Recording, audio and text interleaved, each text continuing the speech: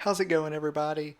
I hope you're doing great today. We're going to be doing things just a little bit differently today. Instead of a normal vlog, I'm actually going to be showing you how I edit them in Premiere Pro, as well as how I organize my workspace and my files inside my solid state drive. So, let's get into it.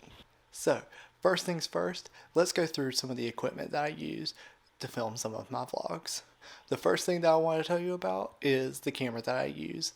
I have a Sony a6600 that I use to film everything. If I'm not using it, I'm using the Blackmagic Cam app on my phone, as well as just the regular video recording app that comes with the iPhones, but I prefer the Blackmagic Cam. That just has a little bit more freedom for me to go through and change some of the settings. The second thing that I wanted to talk about is storage. I use a SanDisk. This is a 1 TB solid state drive. I use it because it is fast, it is small, it connects to my computers using USB-C. So I have a stand that it uses for my desktop right behind me, but it is small enough to throw in a bag and take along with me if I'm editing on my MacBook. I used to edit on this LaCie drive. It was 5 TB and it was what they said rugged. It's got the orange sleeve around it. It was also USB-C, but I think maybe after about 3 or 4 months of using this, it was 5 TB. So it was a really nice hard drive. It is not solid state. But maybe about 3 to 5 months into using it, I dropped it and I was like, oh, it's fine. It's the rugged version.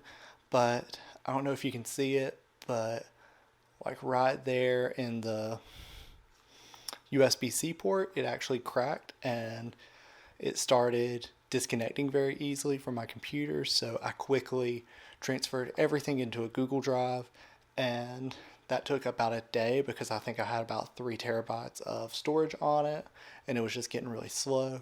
It would disconnect, but I don't necessarily have anything against LaCie, but at the time I was given the SanDisk 1 TB solid state drive, so I moved to using that for my workflow. I would probably buy one of these again.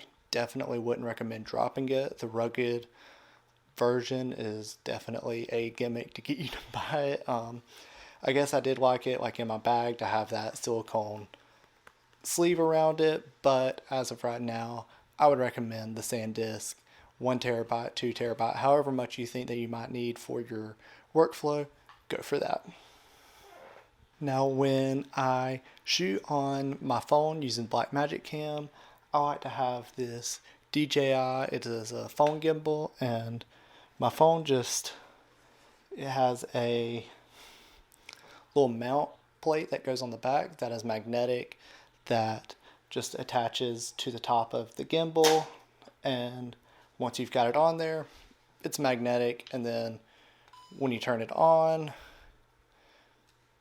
it just does that. And then on it, it's got some buttons that you can press to rotate, as well as if you use their app, it's got a zoom as well as a trigger, a recording button, different types of modes. It's got a little joystick for you to be able to move it around, and just a bunch of cool stuff like that. But I just like to have this to stability. I would recommend the DJI app as well for this. It's got a few things, really cool features that connects to the gimbal that lets you track, face track, motion track, as well as just picking a zone that you want it to stay steady for. I've actually used this to film a wedding, and it was an amazing experience altogether using that. But like I said, I prefer the Blackmagic Cam app, but for the most part, it works just the same for that as well. For any of my vlogs, I've never really talked before, but I do also have this Rode mic. I like this. It was one of the smallest models. I honestly forget the name of the model off the top of my head, but it's been reliable. If it's right on top of my camera, very well.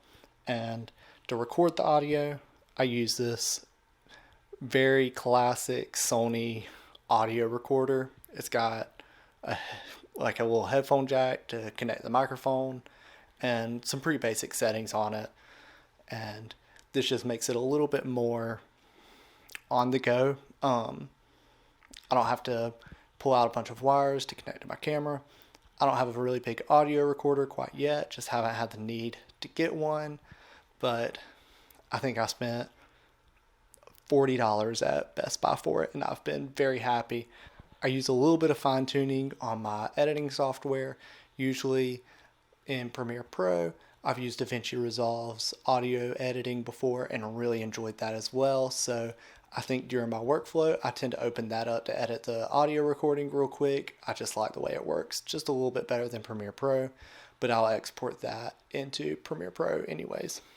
Also have, in this situation where it's more studio recording, I have two lights. I have a main light right there hitting straight for my face, and then right up here I have one that's angled down to get some of those shadows. Now for computer hardware, at home in my office right here behind me, I have a Mac Mini. It is an M1 256 gigabyte, and I send it to two monitors. That's the most monitors that the M1 chip could support, and I have had no problems with it at all.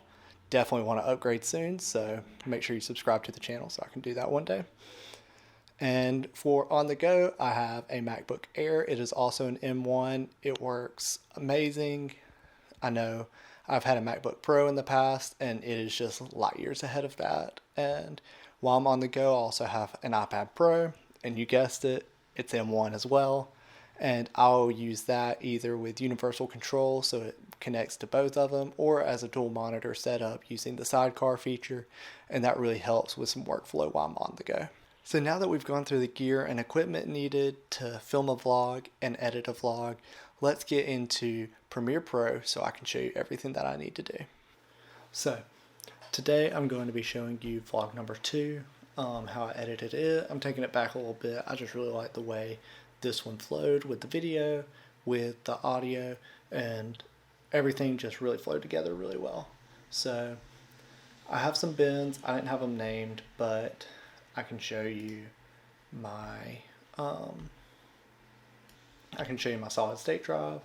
So if we go in here to my video and to my YouTube, and I pull up my vlog 2, I have it broken down really well with audio, my clips, my finals, and then my thumbnail.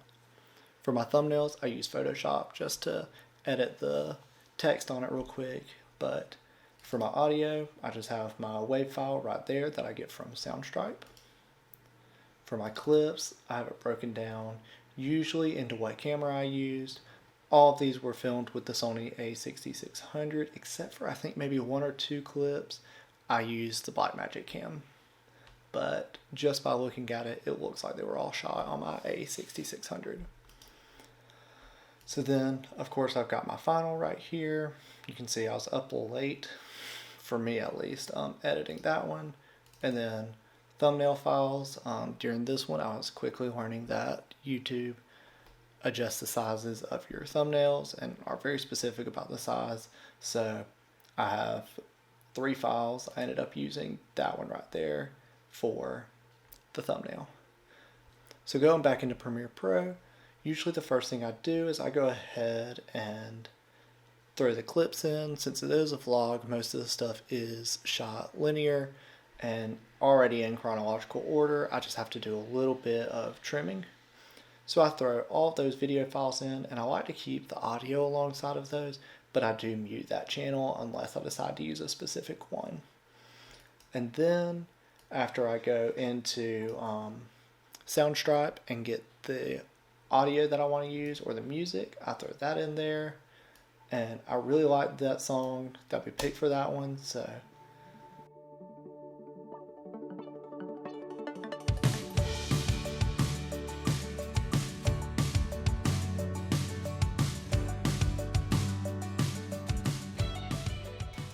that song was very good for me to use.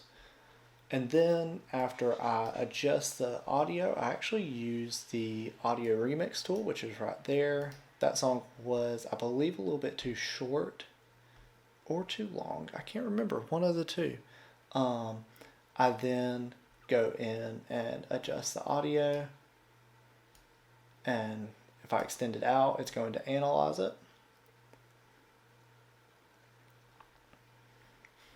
And it quickly does that. It never takes a super long time, and it just extends it out a little bit longer. And to undo, of course, it's Command Z, and I bring it back. So for my text, I actually reuse, I will go over to my older vlogs and pull a text from it and just copy it over to this one. That way the font size and everything like that just stays the same and nothing too crazy happens. I, of course, already let everybody know which vlog it is. I like to throw in the date sometimes just in case it was shot and then posted a few days later. Everybody knows what day it was on, and I absolutely love that shot of that cinnamon roll. Very beautiful.